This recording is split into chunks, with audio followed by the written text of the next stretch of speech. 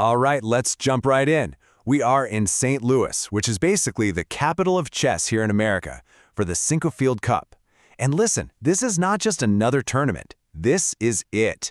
This is the final, high-stakes qualifying event for the Grand Chess Tour. The pressure is absolutely on, and the drama, well, it starts right now. First things first, let's talk numbers. The players are all fighting for a piece of this, a massive $350,000 prize fund. That number alone tells you everything you need to know about the level of competition we're dealing with. Every single move, every point, it all carries some serious weight. But honestly, the real story here goes way beyond the cash. This tournament, it's the finish line of a year-long global tour. For most of these guys, this is their absolute final shot to punch their ticket to the Grand Chess Tour Finals in Brazil. So what that means is every single game could be the one that gets them there or sends them home. So let's get to the action. Our first major battle of the day. And wow, what a battle it was. We had a huge clash right out of the gate, an all-Indian showdown between two of the game's brightest young stars. I mean, this is the kind of matchup everybody was waiting for. So on one side, you've got Pragnananda. Everyone calls him Prag, and he is arguably the hottest player on the circuit this year, just winning everything. And on the other side, just the new world champion himself, Damaraju Gukesh. And this is where the drama really kicks in, right? Look at the contrast. Prag is riding this incredible wave of momentum. Gukesh, even though he's the world champion, is kind of on the outside looking in for that trip to Brazil. He needs a lights-out, amazing result here just to have a shot. The game started off pretty quiet, pretty standard, but then came this one tiny decision that just changed everything. Gukesh decided to put his bishop on the A7 square. Now, to you and me, that might not look like a big deal, but at this level, it was a mistake. He should have put it on E7. That one little choice gave Prag a small, but crucially, a lasting advantage. And Prag is not the guy you want to give that to. And, after the game, Prag said something that really tells you everything. He just said, "I just felt like he was off today."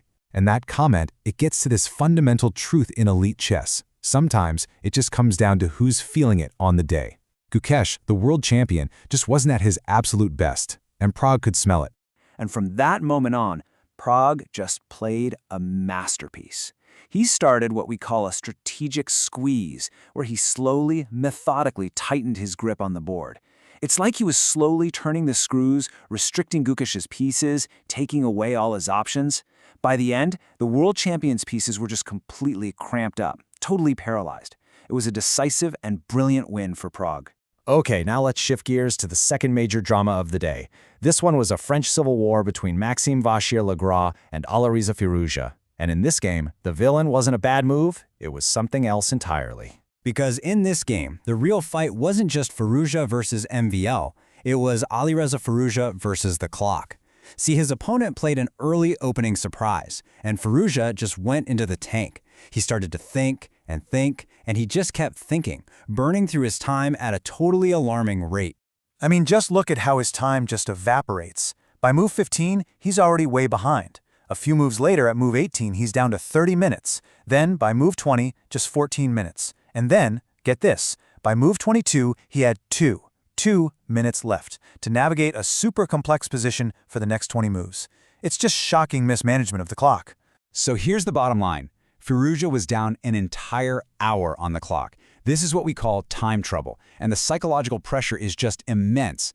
Imagine trying to make every single decision in just a few seconds, with zero room for error, all while one of the best players in the world is trying to beat you. But then, something incredible happens. Despite being on the brink, Firouzja defended with, it was superhuman precision. He found all the right moves, he neutralized all the threats, he navigated this minefield perfectly, and somehow, he steered the game to a draw, saving a half point in what everybody was calling an amazing save. A truly great escape. Okay, wow. So after those two incredibly dramatic games, let's kind of take a step back and look at the overall results from round one and see who really came out on top. So, two players scored a full point today. We already talked about Pragnananda's huge victory over the world champion. The other winner was the legend Levon Aronian, who took down Nodibek Abdusattorov. And that puts Prag and Aronian in an immediate shared lead of the whole tournament.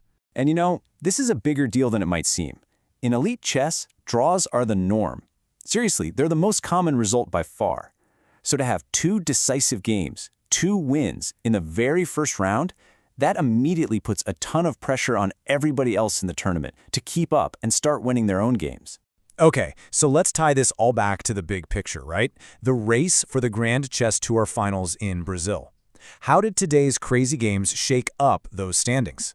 All right, so take a look at the standings right before the round started. Vachier-Lagrave was sitting in a pretty strong position, but look at that logjam right behind him. Prognomenado was just a half a point behind Caruana.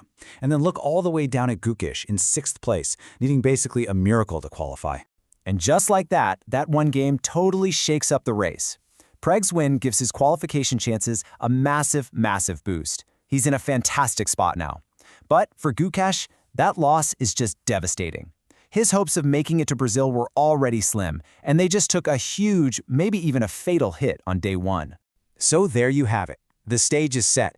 The world champion has already been knocked down. The early leaders are out in front.